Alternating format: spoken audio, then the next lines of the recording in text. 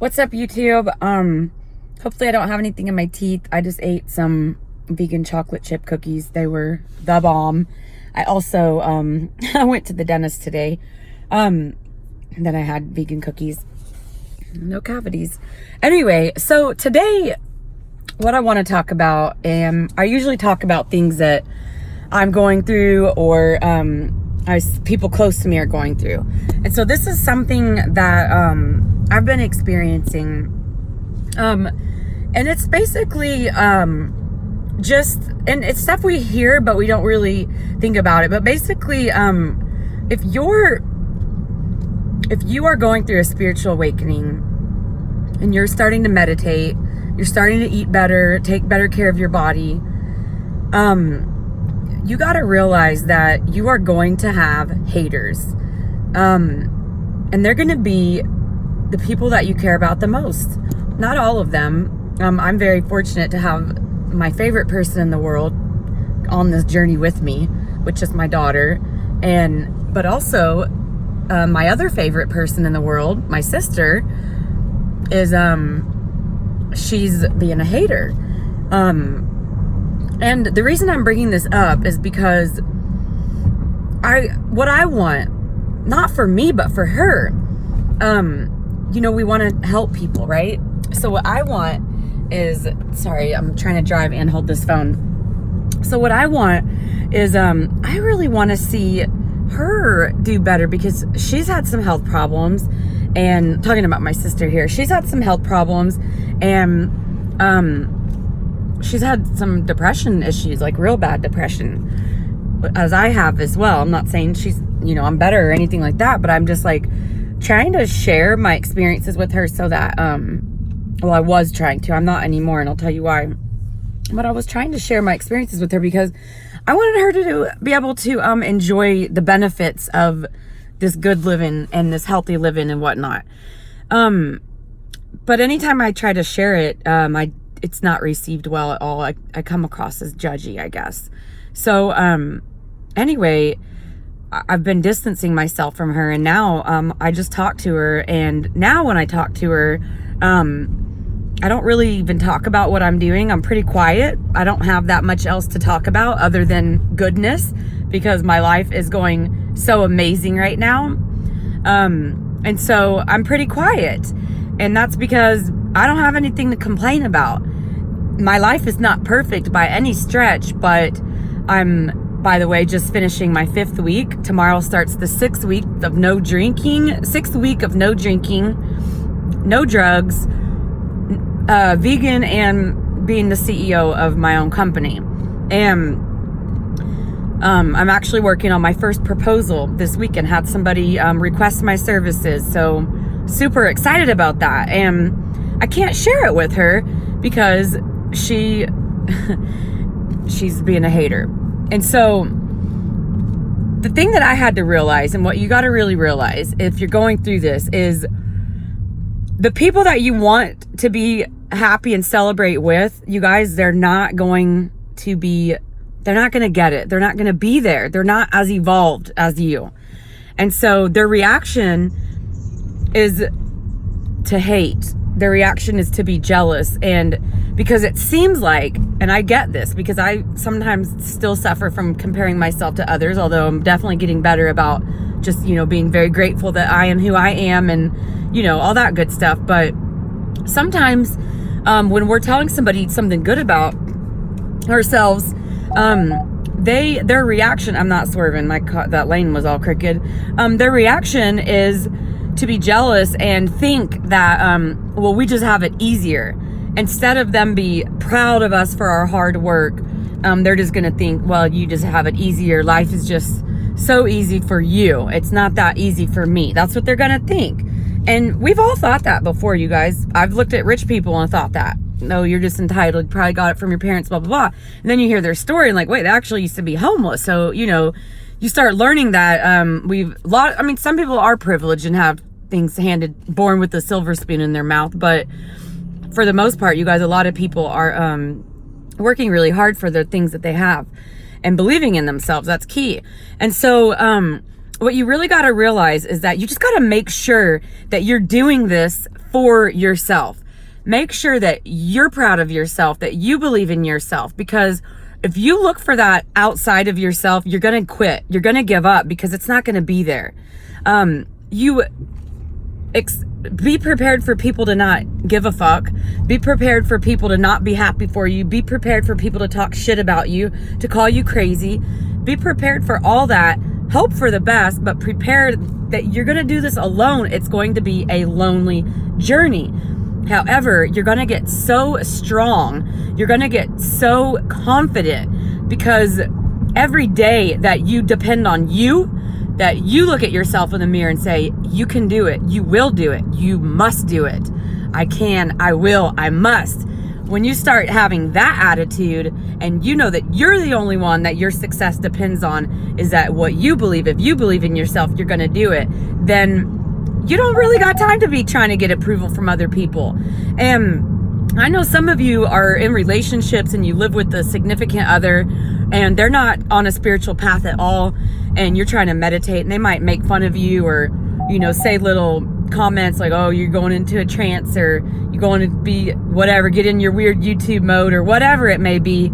I get it. That's going to be difficult.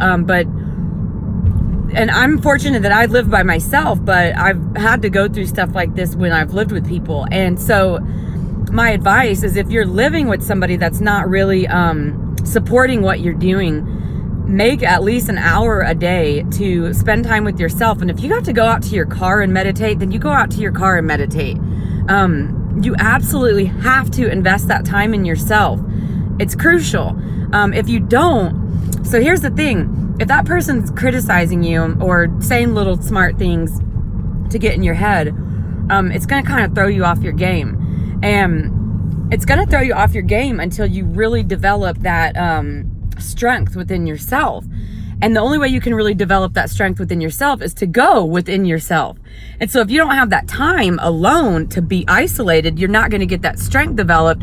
So then you're going to keep relying on other people for your self-worth, and they're not going to give it to you. And so the second that they quit believing in you, and you guys, I used to do this so much. I used to always think that whoever I was dating, if they were mad at me, then I was a shitty person. If they thought I looked pretty that day, then I was valuable. My entire self-worth of everything that I was doing was completely dependent on somebody else that I couldn't control. Do you know what a emotional roller coaster that was?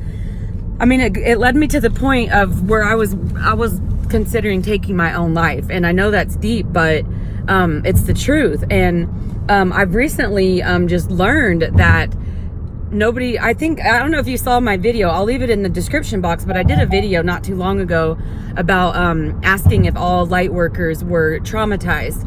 And I've learned since then, and that was just like a few days ago, but I've learned just in these last few days that it takes, I can't remember who said this, but it takes being brought to your knees to be able to, I forget what it is, being brought to your knees to be able to find your feet or something, to find your ground. And then basically it lays the foundation for you to have a spiritual awakening. So you have to be so broken down to the point of desperation that you are probably considering taking your own life, because you're thinking there's got to be more than this. If this is all there is, I don't want to do it. And I went through that, you guys. I went through it, and if I didn't have a kid, I probably would have taken my life.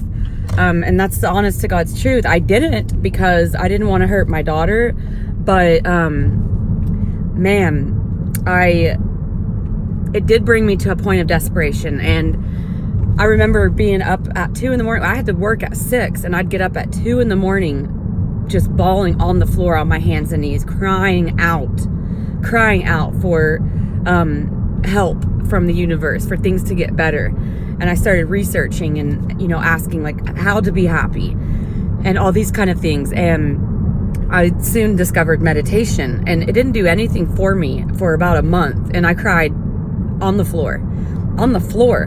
I was so broken down. I didn't want to look in the mirror. I didn't want to go anywhere. I didn't want to talk to anybody. all I could think about was these pills that I had, and if I took a bunch of them, I could end all of this pain. And I was just thinking, why? Why is it so hard? Why does it have to be this way? Anyway, so it led me to do a lot of research and self-reflecting on how I got to that point. And the biggest thing that I was doing that had me so depressed is that I was looking for validation for myself in other people. And let me tell you, that is such a dangerous place to be, because if you're looking for validation from somebody else, you know what? You're going to attract people that want to take advantage of that. And boy, did I ever. I had 3 boyfriends that pretty much they were all abusive in their own ways. And I could sit here and be like, oh, all men are bad. No, I realize now that I was like the haven for manipulative people, because how easy I was to manipulate. Because all you had to do was tell me that I was sexy or pretty, and I would do anything. I would do anything. I would be so down for you. I'd be there for you. All you had to do is tell me I was sexy or pretty. And then once you got me where you wanted me, all you had to do was be an asshole to me, be mean to me, and tell me that I was old. I don't know, criticize the way I look or anything. And the old thing that got to me really bad for a while. I don't know why, but it did. It doesn't anymore. I'm working through that. I know I'm a beautiful being. I'm a child of God. I'm an infinite being. And this meat suit doesn't define me. I'm an infinite spiritual being, and I know I'm a child of God and beautiful. Danielle, you are beautiful. I'm looking at my camera saying that. But and I look at myself every day in the mirror now. When I look at myself, sometimes it's tempting to be like, you know that feeling. But it's, even if I'm looking busted, look in the mirror and smile and be like, you are so beautiful. I love you so much. You are such a beautiful being. And it's crazy that if you just keep doing it. Anyway, so back to what I was saying. If you're so easily manipulated, you're going to attract people that want to do that. You're not going to attract the good people, because good people, no one's going to come save you. You got to save yourself. And furthermore, no one can save you. Okay, that's a better way to say it. No one can save you. You can only save yourself. So if you're feeling down and low and somebody comes out of the woodworks like a savior, seeming like they can save you, you need to run, because I'm telling you, they're there to do evil. Nobody can save you. And if they are there saving you temporarily, maybe financially, maybe telling you what you need to hear, maybe helping you feel better for the moment, there's going to be a price to pay for that. And they're going to come for it, because what really genuine good people actually understand is that you really can't save anybody. Now, you can definitely help people. You can definitely, help, give somebody some money, loan them some money, give them a ride, to be there for them. I'm not talking about that kind of stuff. I'm talking about somebody that, let's say you just got through a really bad breakup and you haven't even processed that yet. And all of a sudden you meet like Prince Charming. He appears to be Prince Charming. Girls or men, she maybe appears, or maybe men and men, who cares? I don't know what your preference is, but you meet a significant other that will just say, oh, I can't believe your ex treated you so bad, and kind of feed into all those feelings that you have, and show you how they're so different. They realize that you're broken down, you guys. They realize that, okay? And a super genuine person isn't going to really try to get too involved with you when you're in that state of weakness, because they know that's not healthy. They know that wouldn't be healthy for you or healthy for them. So when somebody is putting out, what is it, no stops or whatever, then you need to be weary. And so anyway, I say all that to say, I know this video is all over the place, but I just really wanted to share. All right. So the whole point of the video is, when you're on your spiritual awakening, you need to be very, aware that you're the one providing the feedback. You're the one giving yourself the, belief in yourself, the confidence, the motivation. Nobody else can do that for you. And if somebody's saying something and it's making you feel some type of way. So if it's making you feel bad, you need to get away from them. And if you're in a relationship where you live with them, then get away from them temporarily. But don't depend on them to believe in you or support you.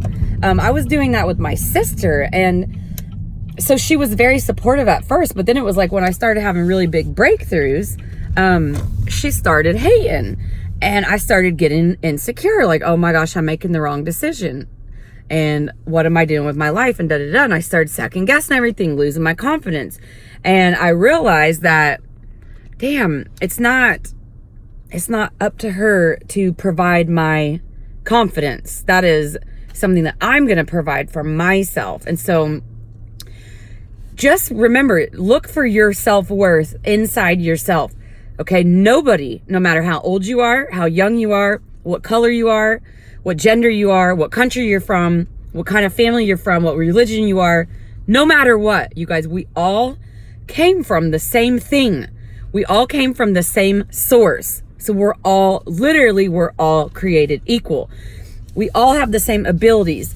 The reason why you see some people doing better than you is because you haven't learned to go within yet.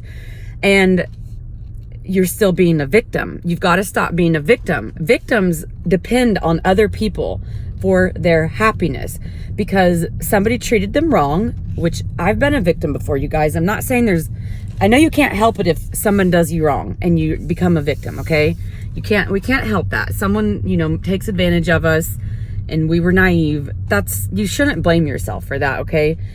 Sometimes people do that. We have to learn. But I'm driving through my parking lot and there are a million people walking their dogs with the million long leashes on. I'm trying not to run over these little dogs. Nowhere to park. Okay. Sorry. So anyway, where was I at? Okay, so I'm not saying it's your fault if you've been a victim, okay? But it is your fault if you are continuing to be a victim.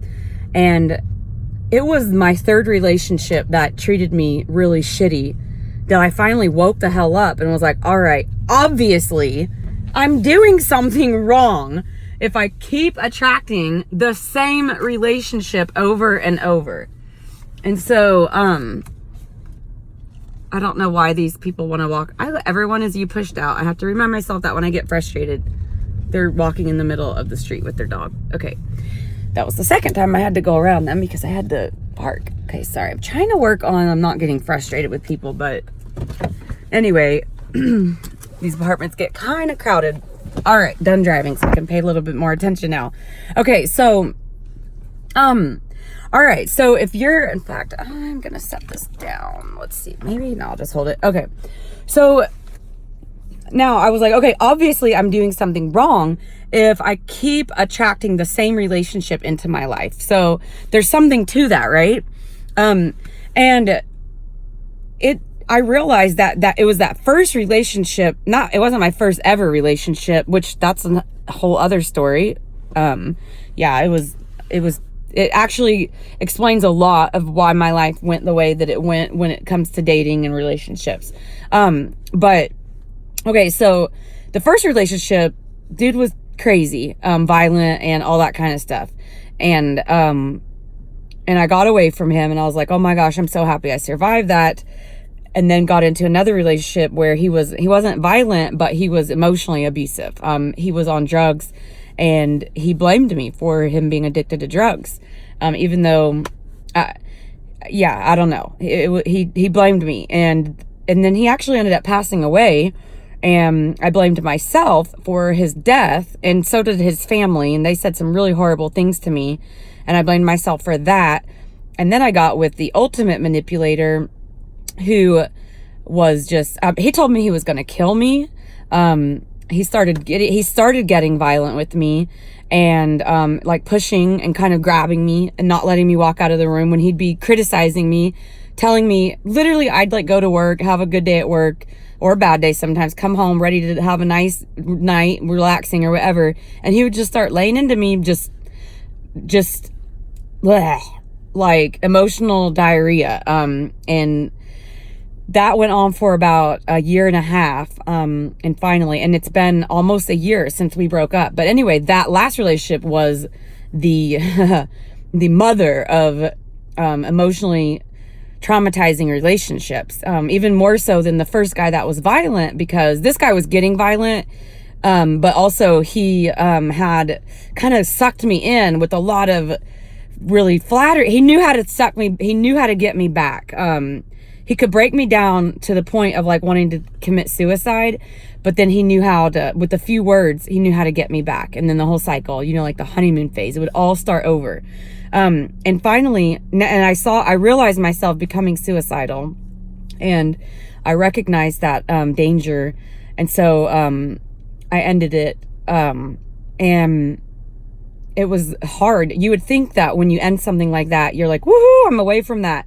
But I mean, if you guys have ever been through an abusive relationship, it's addictive. The cycle is addictive because it's like when they're mad at you, and I know I'm going way deeper in this than I wanted to, but oh well, it is what it is. But when they're mad at you, you feel so low, and you miss how nice they were, you know, when you met them. And so they kind of get you to this point where you're about to literally take your own life, and then they charm you again. And that feeling when you're so desperate, when you're literally desperate and you're so broken, when they're doing that, it is like, it's like your life force. It's like your freaking life force. And so, you become so addicted to it. And it's almost like that's the whole reason you stay in the relationship, is for those low lows, just so you can get that high from when they win you back. It's very, very unhealthy. And like I said, I'm 11 months out of it. Next month will be a year.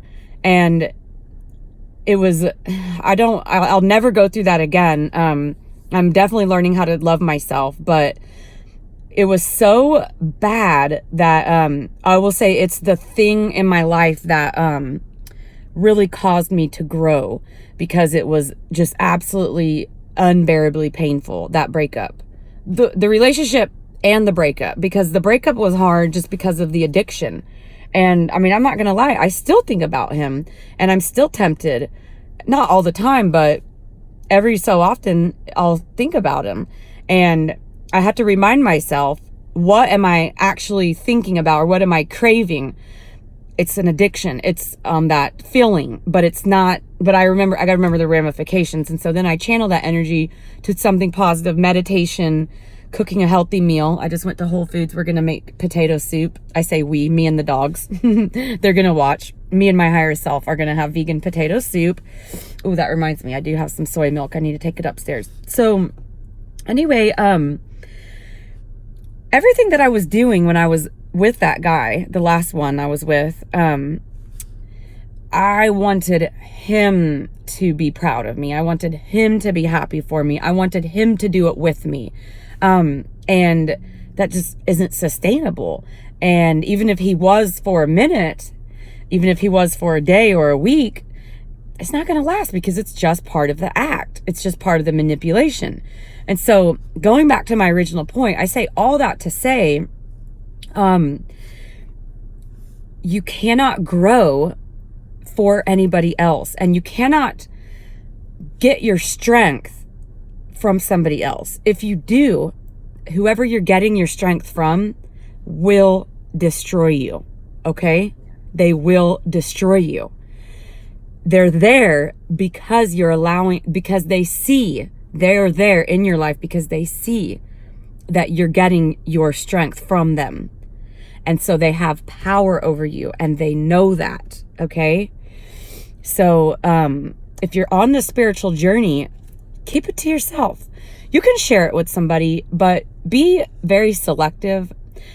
My counselor, I don't go to counseling anymore. I found a lot better counselors on YouTube, to be honest. I had a counselor back in the day, and she was convinced that I had been molested when I was a kid, and she always got stuck on that. If I was, I don't remember. I did get raped when I was a teenager. Maybe one day I'll do a video about that, but this video isn't about that. Anyway, there was one thing that she said that I really, really liked, because a lot of the stuff I felt like was a waste of time, because she was kind of crazy, just with the being obsessed with someone getting molested and stuff. Anyway, but one thing that she said that I'll always take with me was, she said there was a method. Sorry, I can't think, drawing a blank on words. There was a method called share, check, share. And what you do is you share a little bit of something intimate. Like, for example, if I'm hanging out with someone new, I might say, yeah, I'm kind of going through a spiritual awakening, or I'm kind of been getting more spiritual. And most people, 99.999% of people won't even acknowledge that you said that. And then, so anyway, the method is called share, check, share. So share something tiny bit intimate and check to see if they share something intimate back. If they don't, leave it alone. Just leave it alone. So that's a good way to kind of see if you're vibing with somebody too. Like, share something a little bit about yourself. And then if I said, I've been going through a spiritual awakening, and the other person said, oh, I've been meditating lately, that would be like, okay, share, check. Now I get to share more.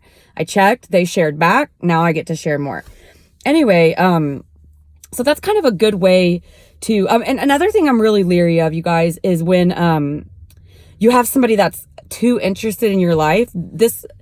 I think all the abusive relationships that I've been in the guys have all asked me way too many questions about myself, which can also be addictive, because we like talking about ourselves, and we like when people are interested in us. So if somebody's like, well, where'd you go to high school? Now that stuff's normal. But if they're like, so what happened with that guy? Oh, why'd you guys break up? What do you like? Da-da-da. And you guys are, maybe on a date for an hour or 2 hours, and they haven't told you shit about themselves. Red flag. Red flag. If they are so interested in every detail of your life and they're not telling you shit about their life, manipulative tactic, I would say run, run, run. Share, check, share, you guys. It has to be mutual. So I'm not saying you have to go through a spiritual awakening alone. You can share it like I'm sharing on here with you guys. But in my life in person, my physical proximity, I don't share this with anybody, because I've checked with the people around me and they're not going through it.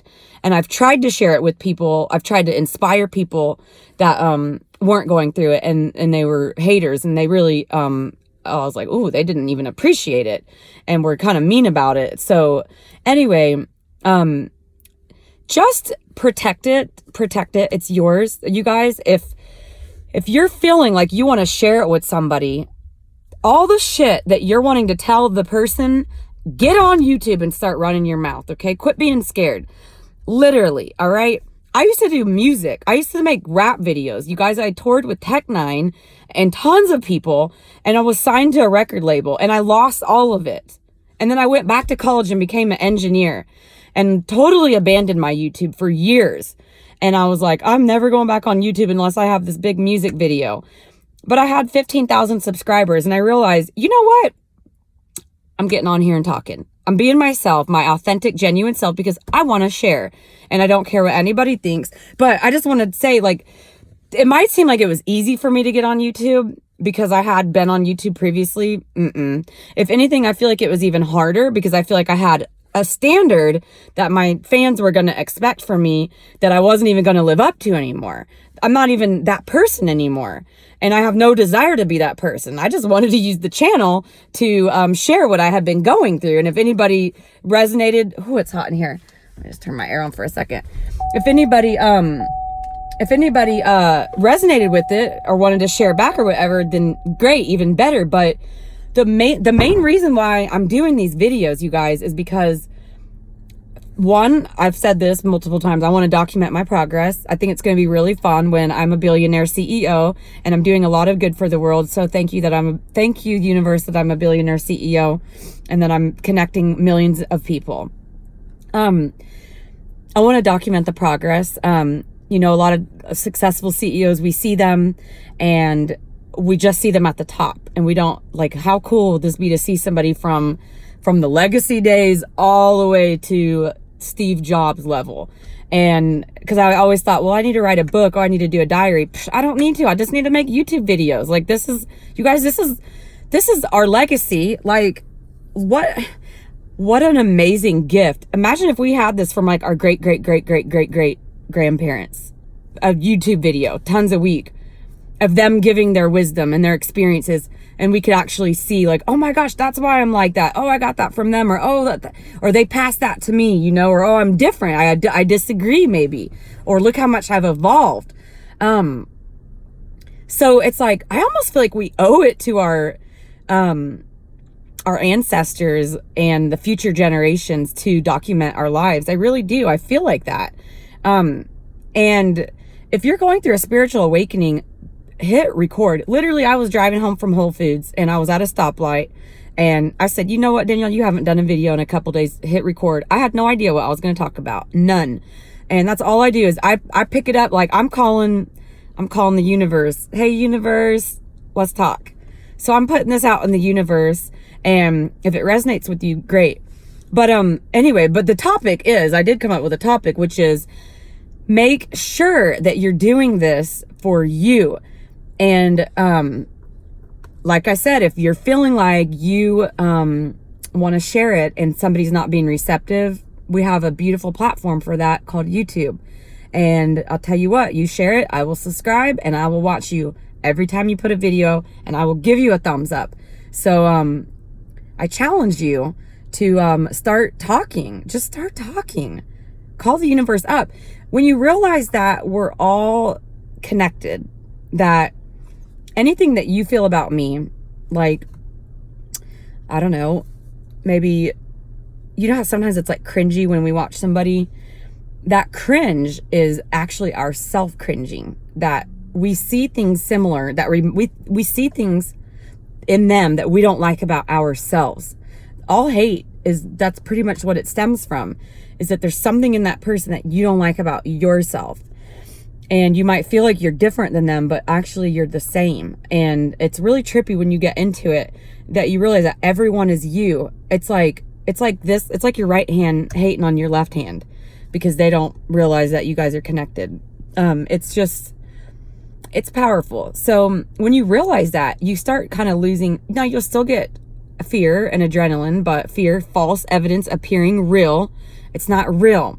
So you might still get nervous, but if you remember that everybody is just a version of you, the same source energy, you're a child of God, and we're all part of the same system, then you realize that if that person doesn't like you or has something bad to say about you or whatever, they're actually just reflecting something they don't like about themselves. It's not you, it's themselves. So as long as you show love and you're being a positive influence and you're spreading joy and peace, I'm telling you, the second you start doing those things, you won't care about haters. Like my sister, yeah, I don't like it that she does that, but it's not like I'm going to slow down. I'm just like, well, I'm just not going to share with you anymore then, since you're being like that. That's unfortunate for you. But it's not like I'm going to quit. It doesn't make me doubt what I'm doing. It did at first, but not anymore. Not anymore at all. So anyway, I guess this video is long enough. I'm going to reiterate one more time. If you're going through a spiritual awakening, get your strength from within. Get on YouTube if you need to share.